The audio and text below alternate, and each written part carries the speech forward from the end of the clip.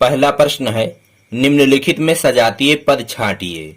यहाँ पे दो प्रश्न हैं, पहला और दूसरा। दोनों में हमें सजातीय पदों को छांट करके लिखना है। तो सबसे पहले हम जान लेते हैं कि सजातीय क्या होते हैं और विजातीय क्या होते हैं। सजातीय का मतलब समान पद यानी एक तरह के पद, और विजातीय का मतलब होता है असमान पद यानी पद एक जैसे नहीं होंगे, अलग अलग होंगे, उन्हें विजातीय कहेंगे। सजातीय का मतलब समान पद। अब यहाँ पे देखिए, जैसे पहला वाला, इसमें 6x²y, दूसरा है -6xyz, तीसरा है 8x²y और चौथा जो पद है -7xyz। अब इसमें कौन एक समान है? जैसे देखिए यहाँ पे x²y, सिर्फ हमें चर को देखना होता है। x²y और कहीं पे है तो यहाँ पे है x²y, तो ये दोनों सजातीय हैं और कहीं पे नहीं है। तो पहला वाले में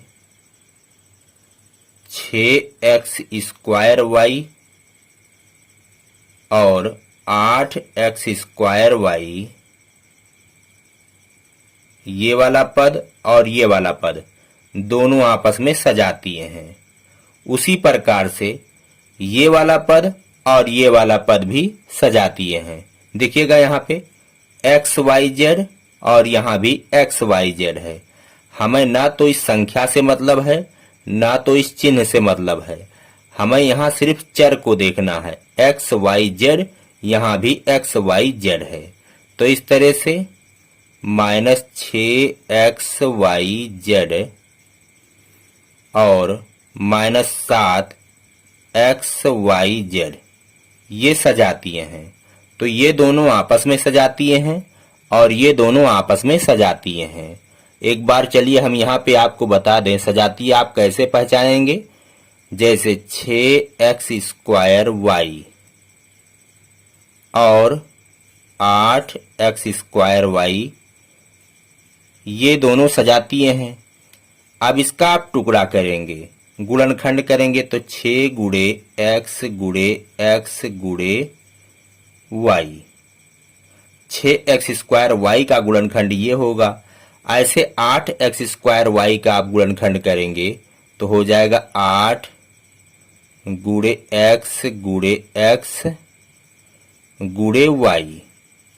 अब आपको क्या देखना होता है कि जो ये अक्षर संख्याएं हैं, ये जो x, x और y हैं, ये और ये दोनों में समान रूप से हैं या नहीं हैं।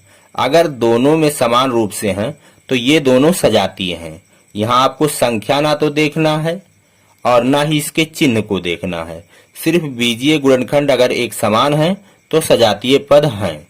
तो उसी प्रकार ऐसे इसका टुकड़ा करेंगे तो x गुणे y गुणे z, x गुणे y गुणे z। तो यहाँ हम डायरेक्ट पहचान करके लिख सकते हैं x²y, x²y, ऐसे यहाँ xyz और xyz। तो ये दोनों सजातीय हैं और ये दोनों आपस में सजातीय हैं। अब आइए दूसरा वाले में देखते हैं।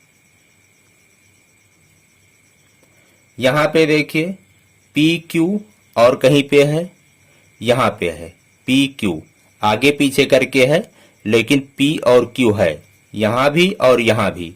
तो ये दोनों आपस में सजातीय हैं। यहाँ पे भी है PQ लेकिन Q 2 बार है, यहाँ भी Q 2 बार है। तो ये दोनों सिर्फ आपस में सजातीय हैं। -3PQ और 9QP, और ये दोनों आपस में सजातीय हैं। PQ² है और PQ² है, आगे पीछे करके लिखा है तो -5PQ² और 4Q²P। तो ये दोनों आपस में सजातीय हैं और ये दोनों आपस में सजातीय हैं। अब आइए अगला प्रश्न देखते हैं। दूसरा प्रश्न है, निम्नलिखित में सजातीय युग्मों पर सही का निशान लगाइए।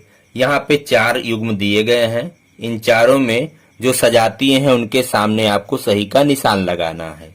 तो यहाँ पे देखिए 5x और -3x, ये जो युग्म है ये सजातीय है तो सही का निशान लगाएंगे, अगर विजातीय है तो छोड़ देंगे। तो देखिएगा यहाँ हमें अक्षर से मतलब है, सिर्फ चर से मतलब है। x यहाँ भी है और x यहाँ भी है, ना तो हमें संख्या से मतलब है और ना ही उसके चिन्ह से मतलब है, सिर्फ चर से मतलब होता है। यहाँ भी x और यहाँ भी x, तो ये जो जोड़ा है ये सजातीय है, तो यहाँ पे सही का टिक लगाएंगे।